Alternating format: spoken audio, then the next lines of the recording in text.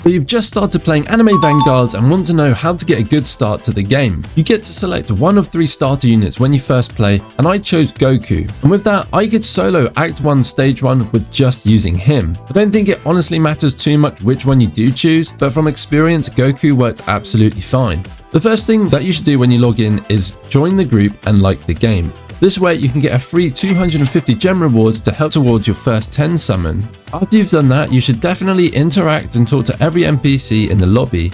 Not only will it give you a small tutorial on what they do, but you'll also get free rewards. For example, talking to Madara about the trait rerolls will give you a free trait reroll. At the time of recording this video, there isn't any codes, but upon the release, there should definitely be some. So you want to go ahead and enter the codes to hopefully get even more rewards and gems. I'll pin the codes upon the releasing of the game so you guys can type them in. Once you've gone ahead and typed in the codes, you can then of course accept your daily login reward for a further 150 gems, I believe it is, and that way you should be near your first 10 summon, if not already have over the amount of gems to do your first 10 summon. Go ahead and do that, and with that you can then equip your best units. In my opinion, the best early game unit has to be the Speed Wagon or the Speed Cart, which is of course an epic unit, and this is a farm unit which helps you generate more yen in the games. A very strong unit, and everyone is using him at the moment, of course because you're generating more money to upgrade your units. I would say Goku Black is also a very great legendary unit as he multi-hits on placement and has decent range when you level up his skill.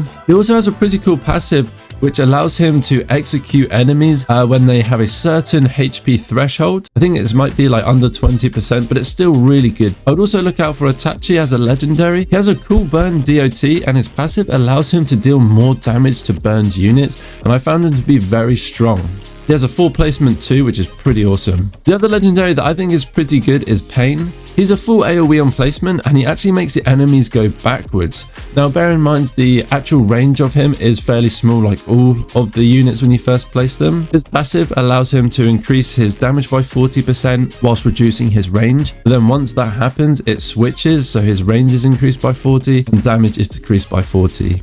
I've also personally used Grimjaw as well, and I found him to be of the latter compared to the other legendaries. If he's your only legendary, I would still use him however, because he will generally do more damage overall versus epics and rares. But once you have your 3 selected units, I highly recommend talking to people in the lobby to team up or play with randoms, or maybe you have friends to play with.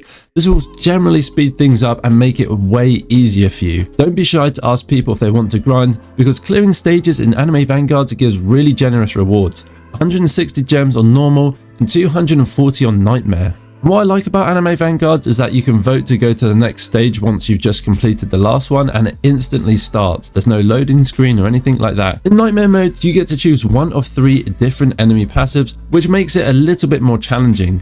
From experience, the shield one is good and doesn't hinder the experience too much in the gameplay. The regen is also not that bad if you're playing with multiple people, and empowered, where they have 2 times health, is fine, only I guess if you're playing with a full team or multiple people. I wouldn't recommend selecting empowered, which is the 2 times health, if you're playing solo as a beginner. I would also avoid speed, as the units early on tend to have really small ranges and they will just run past and you won't be able to kill them, and you'll be forever selling your units and not being able to place them because you haven't got enough yen.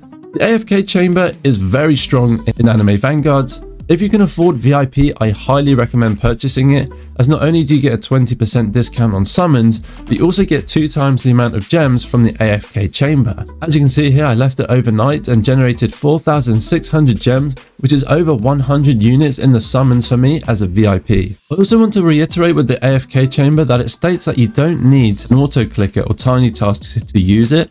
It says that you can do it without. I just want to let you guys know that I did in fact use a clicker overnight just to make sure it didn't log out or anything, but it's saying in the notes that you do not have to do that. So even people on mobile and things like that can generate gems overnight if you leave your device on, which is really decent, guys. It's definitely worth doing. But guys, I definitely cannot stress enough that you want to make sure that you're playing with randoms or friends, because it just makes it so much easier.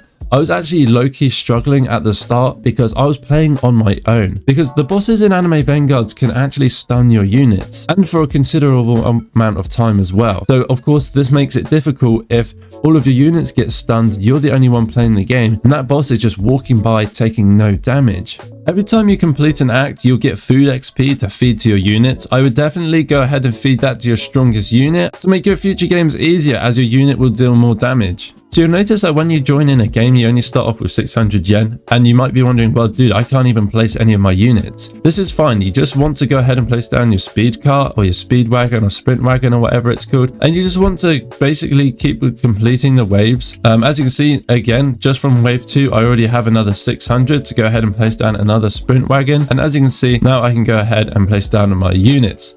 And it's basically that simple, guys. And now there's no issues whatsoever. I'll just wait for these strong puppets to come around, and my Itachi is going to be able to just basically two-shot them because they actually have a shield, but it doesn't matter. So I definitely wouldn't stress about placing units straight away. I mean, of course, in the early stages, if you don't have a sprint wagon or legendaries, then it's absolutely fine to do so because you'll basically have enough to place down your epics and rare units from the get-go. So as you can see, wave 15, I've moved my units all the way up here and we should be absolutely fine. You can go ahead and sell your sprint wagons once you got to level 15 to get that extra yen.